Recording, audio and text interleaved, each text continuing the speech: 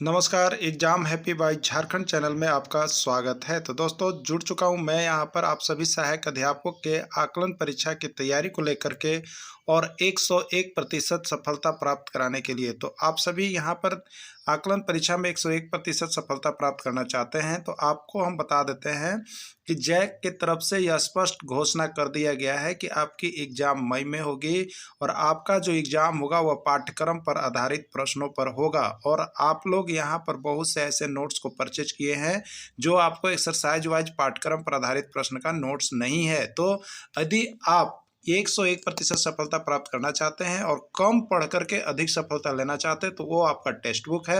यदि आप text book पढ़ लेते हैं तो अच्छी बात है, नहीं पढ़ पाते हैं तो हमारे चैनल पर ओनली फॉर टेक्स्ट बुक पर आधारित जैक मॉडल पाठ्यक्रम पर आधारित सारे प्रश्नों का नोट्स यहाँ पर बनाया गया है जो कि आपको जैक मॉडल पर आधारित होगा और आपके टेक्स्ट बुक का exercise wise notes NCERT PDF आपको मिलेगा। और यहाँ पर साथ में तैयारी भी कर सकते हैं आप। तो अभी आपको मेगा ऑफर दिया जा रहा है, 501 रुपये वाले कोर्स से सिर्फ और सिर्फ 351 रुपये में परचेज आप कर सकते हैं। और यहाँ पर मई जून जब तक परीक्षा होती है तब तक आप पढ़ सकते हैं। और यदि आप चाहते हैं कि केवल हम यहाँ पर नोट्स को ही परचेज करें तो आप नोट्स ले सकते हैं। प्रत्येक विषय का नोट्स आपको 29 रुपये में होली के शुभ अवसर तक दिया जा रहा है। तो आप 29 रुपये में लेकर के किसी भी सब्जेक्ट का नोट्स और पीडीएफ पढ़ सकते हैं। और पूरी क्लासेज को ज्वाइन करना चाहते हैं तो 350 रुपये में पूरी क्लासेज को आप ज्वाइन करके मई तक के लिए पढ़ सकते हैं। और यह केवल जो है आपको जैक मॉडल पाठ्यक्रम पर आधारित प्रश्न है जिसमें किसी भी प्रकार का आपको कुछ भी नहीं दिया गया है, एक्स्ट्रा केवल पाठ्यक्रम पर। तो आप सभी अवश्य देख लें। क्या है, what is the full form of CFL. देखिए बहुत बार ये प्रश्न सीएफएल आ गया है पर्यावरण अध्ययन के अंतर्गत और आपका भी आ सकता है मेरे प्यारे शिक्षक बंधु। तो सीएफएल का पूर्ण नाम क्या होता है? Compact fluorescent lamp, compact floor lamp, compact flight lamp या इनमें से कोई नहीं। ठीक है, तो देखिए सीएफएल का जो फुल फॉर्म होता है ना, सी का यहाँ पर देखिए होता है कॉम्पैक्ट, क्या होता है? कॉम्पैक्ट। और एफ से होता है देखिए फ्लोरोसेंट, क्या होता है? फ्लोरोसेंट। और एल से होता है लैंप, यानी कॉम्पैक्ट फ्लोरोसेंट लैंप इसको कहा जाता है। तो ये राइट आंसर आपका किस में है? ए में है। किस में है? ए में है। तो सारे इंपॉर्टेंट प्रश्न को आप देख लीजिएगा यहाँ पर जो आए हुए हैं कि आपका एक भी एग्जाम में प्रश्न मिस नहीं करे। और पूरे यहाँ पर जो नोट्स आपको टेक्स्ट बुक पर आधारित चाहिए तो सभी सब्जेक्ट का नोट्स आपको 30 रुपये दिए जा रहे हैं ऑनलाइन। आप यहाँ से परचेज करके एक बार जरूर पढ़ लीजिएगा मेरे प्यारे शिक्षक बंधु, जिससे कि आपको किसी तरह का कोई अफसोस नहीं रहे कभी भी कि हमने यह प्रश्न नहीं देखा था। और ये सारे प्रश्न आपके एग्जाम में आने वाले हैं। रुई और जूट प्राप्त किए जाते हैं जांतो रेशे से, पादप रेशा से, मिश्रित रेशा से या कोई नहीं। ठीक है, देखिए आप रुई देखते होंगे ना और जूट देखते होंगे। तो रुई जो होता है यहाँ पर आप देखते होंगे आप पेड़ से होता है। ठीक है, पेड़ होता है। एक देखिए आप लोग देखते होंगे सेमल का पेड़, देखते होंगे ना, बहुत बड़ा विशाल होता है सेमल का पेड़ जिससे रुई होता है। और एक देखते हैं हम लोग अकवन भी देखते हैं ना, उससे भी रुई होता है। तो ये जो है आप यहाँ पर देख रहे हैं, ये रुई जो है पेड़ से प्राप्त किए जाते हैं। पेड़ यहाँ पर पादप के सेंस में है। किस में है? पादप। पादप मतलब पेड़ पौधे। ठीक है, और जूट भी देखिएगा तो पौधा सिंह होता है जिसको हम लोग देहात में कहते हैं लगरजून का पौधा भी हम लोग यहाँ पर कहते हैं। ठीक है, उससे भी हम लोग यहाँ पर सुई रेशे धागे निकालते हैं। तो ये रुई और जूट जो होते हैं पादप से प्राप्त होते हैं, इसलिए इसको पादप रेशा के अंतर्गत आपको रख देना है। ठीक है, तो रुई और जूट पादप। ऊन एवं रेशम प्राप्त किए जाते हैं। अब देखिएगा ऊन एवं रेशम, तो ऊन किससे होता है हमको बताइए? तो ऊन तो पादप से होता नहीं है, ये पेड़ पौधों से होता नहीं है, ये जंतु से होते हैं, ये जंतु के बालों से बनते हैं ना। तो और रेशम भी यहाँ पर जो है आपको उसी से निकलता है। ठीक है, तो अब देखिएगा यहाँ पर तो जंतु ऊन एवं रेशम प्राप्त किए जाते हैं। तो ये आपका चला जाएगा, देखिए मेरे प्यारे से मत जांतो रेशे में, जंतु से प्राप्त होता है उसको जांतो रेशे, और जो पादप से प्राप्त होता है पादप रेशा कहते हैं। ठीक है, कपास के पौधे में किस प्रकार की मिट्टी में सर्वाधिक उपज होती है? कपास का जो पौधा होता है वो किस प्रकार की मिट्टी में सर्वाधिक उपज होता है? और 1 लाख बारी प्रश्न पूछ दिया गया है। प्रश्न बार बार आता है, आपको बता दे रहे, जरूर देख लीजिएगा। समझ गए? ये कपास जो है ना, कपार बता देता है, बार बार आता है। तो कपास के पौधे में किस प्रकार की मिट्टी में सर्वाधिक उपज होती है? लाल मिट्टी, काली मिट्टी, पीली मिट्टी या सभी? एकदम देख लीजिएगा, ये काली मिट्टी दिमाग में रख लीजिएगा आप लोग। समझ गए? काली मिट्टी से एक प्रश्न यहाँ से पूछिए देता है, आइए जाएगा ना। तो देख जरूर लीजिएगा, जो जो इंपॉर्टेंट दे रहे जरूर देख लीजिएगा, क्योंकि सारा प्रश्न आया हुआ और आपके लिए हम ये रात दिन लगातार शोध करते हैं कि कौन सा प्रश्न आपको हम दें। और आप लोग जो है यहाँ पर जुड़ जाइएगा, ठीक है। जुड़ के जरूर एक बार सारा नोट्स PDF जो आपको टेक्स्ट बुक पर लिखा हुआ है एक बार जरूर पढ़ लीजिएगा। सिर्फ 30 रुपये में ही मिल रहा है, कोई बहुत बड़ी राशि आपसे नहीं ली जा रही, तो आप जरूर जुड़ करके यहाँ पर देख लीजिएगा, ऑनलाइन नोट्स परचेज कर लीजिएगा। मछली को, घोघा को, तिलचट्टा को या सांप को बहुत बार 1000 बार भी ये प्रश्न आ गया। तो जल की रानी यहाँ पर कौन है? मछली। आप लोग यहाँ पर जो कहानी भी सुने हैं, मछली जल की रानी है, सुने हैं ना, तो वही याद रखें। किसान का मित्र किसको कहा जाता है? 5 लाख बार, 1-2 बार नहीं, पर्यावरण के अंतर्गत जौन एग्जाम में जाइए तो में किसाने के मित्र पूछबे करता है। तो क्या होता है बताइए? केचुआ, घोघा, तिलचट्टा या कोई नहीं? तो किसान का मित्र देखिए केचुआ के कहल जाता है। किसको कहा जाता है? केचुआ के किसान के मित्र कहल जाता है, क्योंकि मिट्टी के पोला बनाता है, समझ गए। मछली के शरीर की आकृति कैसी होती है? पोलिक लैंप, धारा रेखीय, पर्वतनुमा या गद्दा? मछली का शरीर होता है ना, जब आप मछली बनाते हैं तो देखते होंगे इस तरह से हम लोग बनाते हैं, तो इसमें ऐसे ऐसे रहता है ना। तो मछली के शरीर की आकृति कैसी होती है? तो ये धारा रेखीय होता है। कैसा होता है? धारा रेखीय। बहुत बार प्रश्न पूछा गया है मछली वाला, एकदम देख लीजिएगा।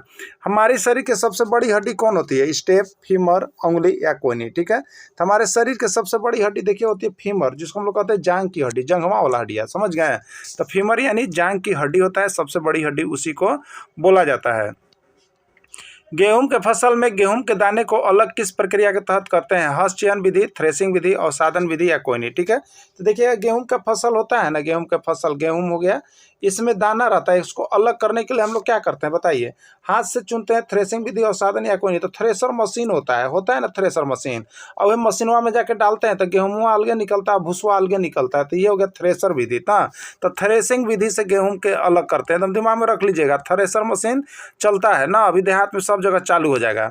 नमक किस में घुल जाता है? वसा में, तेल में, पानी और नमक, इनमें से कोई नहीं, ठीक है। तो नमक किस में घुल जाता है? तो यहाँ पर राइट आंसर इसका हो जाएगा सी, पानी और नमक में, ठीक है। चलिए अगला यहाँ पर हो जाएगा। अगला प्रश्न आपका है, जल में घुलने वाली सबसे महत्वपूर्ण गैस कौन है? बताइए, जल में कौन सी गैस घुलती है? नाइट्रोजन, ऑक्सीजन, कार्बन या इनमें से कोई नहीं, ठीक है। तो जल में जो घुलने वाली गैस है वो देखिए आपका ऑक्सीजन। अब बताइए कि भैया ऑक्सीजन कैसे घुल रहा है? तो बताइए, जल में मछली रहती है ना, और वो मछली जो है ऑक्सीजन लेती है कि नहीं लेती है? तो जल में ऑक्सीजन है तब है ना घुल रही है। तो अब जो ऑक्सीजन जो है वो जल में घुलने वाली सबसे महत्वपूर्ण गैस है यहाँ पे, ठीक है। तो ऑक्सीजन इसका राइट आंसर याद रखिएगा, बहुत बार आया है। सजीव वायुमंडल से क्या लेते हैं और क्या छोड़ते हैं? 1 लाख बार आ गया, 1 लाख बार प्रश्न आ गया।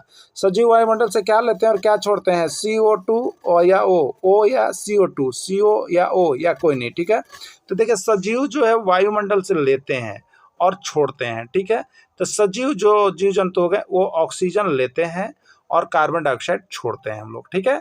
तो ये आंसर किस में है? तो O यहाँ पर लेना है और CO2 यहाँ पर छोड़ना है, तो OCO2 इसका राइट आंसर हो जाएगा, ठीक है। चलिए अगला देखिएगा यहाँ पर, भारत में किस राज्य के सेब प्रसिद्ध है? भारत में जो है किस राज्य के सेब प्रसिद्ध है? नागपुर, कश्मीर, रायपुर या मुजफ्फरपुर? तो भारत में किस राज्य के सेब प्रसिद्ध है? तो भारत में कश्मीर से सेब आता है जी, तो कश्मीर का सेब प्रसिद्ध है, ठीक है। कश्मीर का सेब प्रसिद्ध है। अगला है, मरुस्थल का जहाज किसको कहा जाता है? बताना, मरुस्थल के जहाज किसको 5 लाख बार पूछ दिया गया है, सब आवे वाला प्रश्न है। घोड़ा, हाथी, बकरी या ऊँट? तो मरुस्थल का जहाज किसको कहते हैं? मरुस्थल का जहाज हम लोग यहाँ पर जो कह लेंगे वो देखिए आपका मरुस्थल में आपको ऊँट को कहते हैं, ठीक है। किसको कहते हैं? मरुस्थल का जहाज ऊँट को हम लोग यहाँ पर कहते हैं। बहुत बार आ गया है प्रश्न, ठीक ना।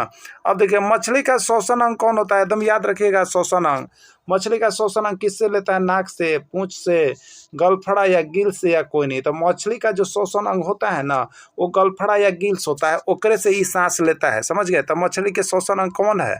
गिल्स है। देखिए नोट्स लेना मत छोड़िएगा मेरे प्यारे शिक्षक बंधु, ऐसा इंपॉर्टेंट क्वेश्चन है ना कि जो सब राज्य में आ रहा है वो हम आपको दे रहे हैं। आप लोग के लिए देखिए दिन रात हम यहाँ पर शोध कर रहे हैं और आप लोग जरूर जुड़िएगा यहाँ से। और पर्यावरण का नोट्स केवल 30 रुपये में हाथ से लिखल पूरा टेक्स्ट बुक के अब विभिन्न राज्यों के प्रश्न पत्र हम दे रहे हैं। तो यहाँ से ऑनलाइन परचेज कीजिए, आप पढ़िए। मोबाइल नंबर आप देख रहे हैं उससे जुड़ जाइए।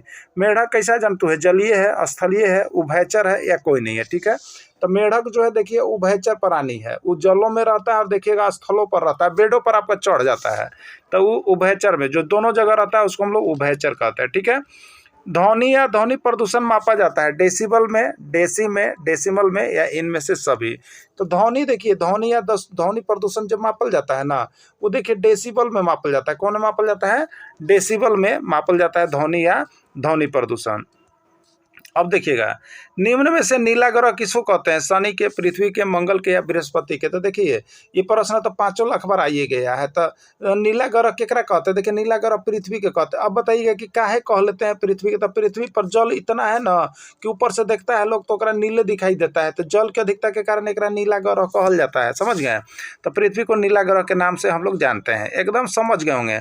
वायु से घिरे हुए क्षेत्र को क्या कहते हैं? बताइए, 1000 बार प्रश्न पूछ दिया गया है पर्यावरण में, सब राज्य में आ रहा है जी। स्थल मंडल, वायुमंडल, जलमंडल या कोई नहीं। तो वायु से घिरे वाले क्षेत्र के वायुमंडल, और जल से घिरे वाले क्षेत्र के जलमंडल, और स्थल से घिरे वाले क्षेत्र के स्थल मंडल कहते हैं। ठीक है। पानी का शुद्धतम रूप कौन है? नल का पानी, वर्षा का पानी, समुद्र का पानी या स्विच जल। ठीक है। तो पानी का शुद्धतम रूप जो है आपको, वो सबसे शुद्ध जो माना जाता है वो वर्षा का पानी माना जाता है। ठीक है। कौन माना जाता है? वर्षा का पानी। यहाँ जो ऑप्शन है उसके अनुसार वर्षा का पानी सबसे शुद्ध माना जाता है। विश्व जल दिवस मनाया जाता है 22 मार्च, 22 अप्रैल, 22 मई या 22 जुलाई। देखिए याद रखिएगा, जल दिवस, पृथ्वी दिवस ये सब है 22 तारीख। लेकिन अब बताइए मार्च में कौन है और अप्रैल में कौन है? का ट्रिक बता दिए हैं। देखिए ये धरती है और एक ऊपर जल होगा, तो ये अप्रैल होगा। अर्थ यानी ए से अप्रैल, और ऊपर हो जाएगा यहाँ पर वाटर। ठीक है। तो वाटर ऊपर है ना, तो मार्च में जल, 22 मार्च के जल और 22 अप्रैल के पृथ्वी, ये होता है। ठीक है।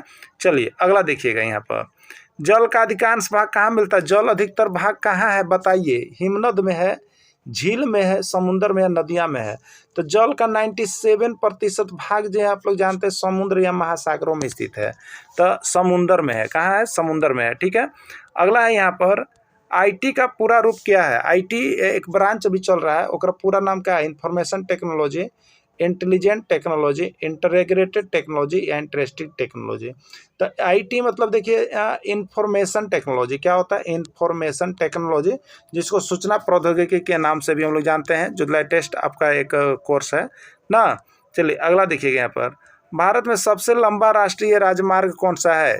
भारत में सबसे लंबा राष्ट्रीय राजमार्ग कौन सा है? NH44, NH1, NH0 या NH4। तो NH44 को सबसे लंबा माना जाता है। तो प्यारे से जब बंधु, इसी तरह से आपको आकलन परीक्षा में सब तरह के सब्जेक्ट का प्रश्न पत्र यहाँ उपलब्ध हो गया है, बन गया है। आप सब 30-30 रुपये करके जरूर खरीद लीजिए, और जितना होगा देख लीजिएगा। सब आने वाला प्रश्न ही केवल दिया गया है आपको, सब यहीं से भिड़ने वाला है, किताब के बनल है। तो सबको लेकर जुड़ के पढ़ के जरूर देख लीजिएगा। ऑनलाइन आपको मिल रहा है। वीडियो को अंत तक जुड़े रहें, इसके लिए आप सभी को धन्यवाद।